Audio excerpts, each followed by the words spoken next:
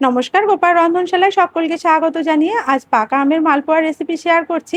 বাজারে পাকা আম এখনো অল্প অল্প পাওয়া যাচ্ছে। চলুন সেই পাকা আম দিয়ে কিভাবে পাকা আমের মালপোয়া আমি বানাই সেটাই আপনাদের সঙ্গে শেয়ার করব। আমের একটা পিউরি বোলের মধ্যে নিয়ে নিলাম 1 কাপ ময়দা, হাফ কাপ আটা, আর নিয়ে নিচ্ছি 1/3 কাপ সুজি। এর মধ্যে দিয়ে দেব 2 চামচ চালের গুঁড়ো। এরপর দিয়ে দিচ্ছি নারকেল কোড়া 3 চামচ মতো। নারকেল কোড়া থাকলে দেবেন, না থাকলে না দিলেও কোনো অসুবিধা নেই। এবার দিয়ে দিচ্ছি 1 কাপ চিনি। চিনিটা মানে মিষ্টিটা নিজেদের মুখের স্বাদ মতো দেবেন। হাফ কাপ দুধ নিয়েছিলাম, সেই দুধের থেকে অল্প করে দিয়ে সমস্ত উপকরণ একসঙ্গে হ্যান্ড হুইস্কার দিয়ে মিশিয়ে নিচ্ছি। খুব ভালো করে ব্যাটারটা রেডি করতে হবে।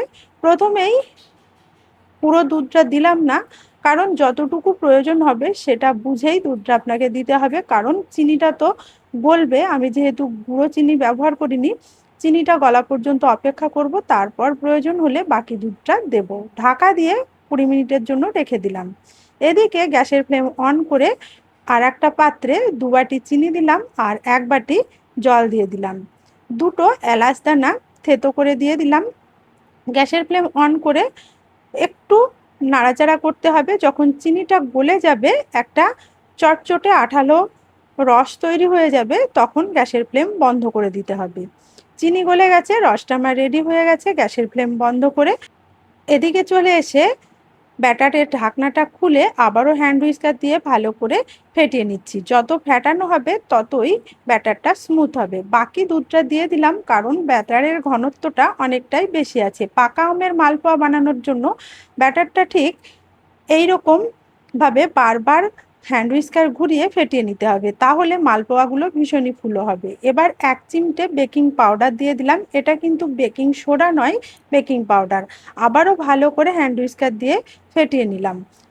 পাকা আমের মালপোয়া বানানোর জন্য ব্যাটারটা ঠিক এইরকম হলেই হবে। দেখুন, একটা রিবনের মতো ঝরে পড়ছে। এর থেকে পাতলা করলে মালপোয়াগুলো আবার ভীষণই পাতলা পাতলা চিটে চিটে হয়ে যায়। আমি একটু ফোলা ফোলা মালপোয়া বানাবো। এবার সানফ্লাওয়ার অয়েল গরম করে নিয়ে 1 হাতা পরিমাণ ব্যাটার নিয়েছি, তার থেকে কিছুটা পরিমাণ দিলাম। তেলটা ঠিক উপর থেকে এভাবে ছড়িয়ে দিয়ে প্রথম মালপোয়াটা আমি উল্টে দিচ্ছি। দেখুন কত সুন্দর ফুলেছে, আর মালপোয়াগুলো খেতেও কিন্তু ভীষণ ভালো হয়েছিল, ভেতরে একদম জালিদার হয়েছিল। প্রথমে একটা ভেজে তুলে নিয়ে ওই ঠান্ডা রসের মধ্যে দিলাম। গরম মালপোয়া ঠান্ডা রসের মধ্যে দিলে রস খুব ভালোভাবে ঢুকবে। এবার এই মালপোয়াটা একটা পাত্রে তুলে রাখতে হবে। বেশিক্ষণ ভিজিয়ে রাখলে মুচমুচে ভাবটা নষ্ট হয়ে যাবে। আর এদিকে আবার পরের ব্যাচে আমি 4টে মালপোয়া একসঙ্গে কড়াইয়ের তেলের মধ্যে দিয়ে দিয়েছি, সেগুলো ভেজে তুলে নিয়ে চিনি সিরাপের মধ্যে দিয়ে দিলাম, আর ওদিকে আর একটা মালপোয়া ভাজতে থাকলাম। এভাবে সমস্ত মালপোয়াগুলো আমি ভেজে তুলে নিয়েছি। দেখুন, সমস্ত মালপোয়া ভাজা হয়ে গেছে। কিছু রসে রেখেছি, কিছু শুকনো রেখেছি। ডেকোরেশনের জন্য উপর থেকে একটু কাজু বাদাম আর আমন্ড কুচি দিয়ে দিলাম। এখন একটা মালপোয়া আমি ভেঙে দেখাবো। দেখুন কত সুন্দর হয়েছে ভেতরটা। এই যে দেখুন, ভীষণ সুন্দর ফাঁপা জালিদার এই মালপোয়া, পাকা আমের মালপোয়ার রেসিপি কেমন লাগলো অবশ্যই কমেন্ট করে জানাবেন। ভালো লাগলে ফেসবুক থেকে দেখলে পেজটি ফলো করার অনুরোধ জানালাম। ইউটিউব থেকে দেখলে গোপাল রন্ধনশালা চ্যানেলটি সাবস্ক্রাইব করে সাপোর্ট করার অনুরোধ জানাচ্ছি। ভিডিওটি দেখার জন্য ধন্যবাদ।